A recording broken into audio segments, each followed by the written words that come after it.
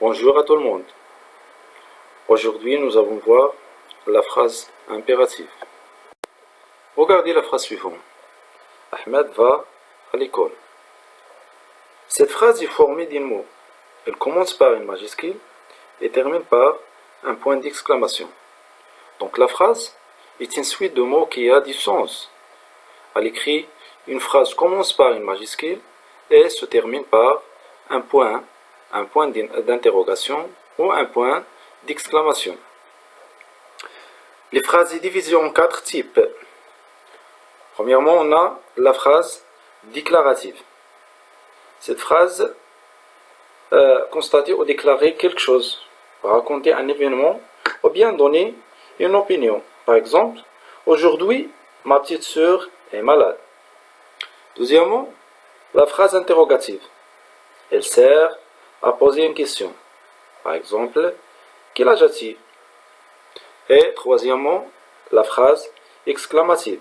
C'est une phrase qui exprime un sentiment ou bien un jugement.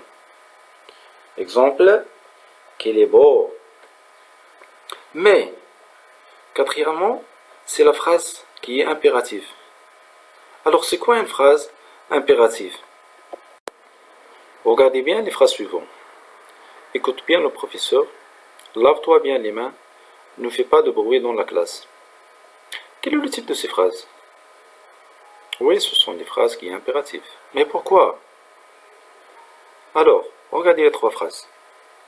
Ces 3 phrases expriment un conseil, un ordre et une interdiction. Par exemple, la 3e phrase qui est « ne fais pas de bruit dans la classe » sert à exprimer une interdiction. Et ces 3 phrases finissent toutes par un point simple ou un point d'exclamation. Donc, toutes ces 3 phrases, ce sont des phrases qui sont impératives.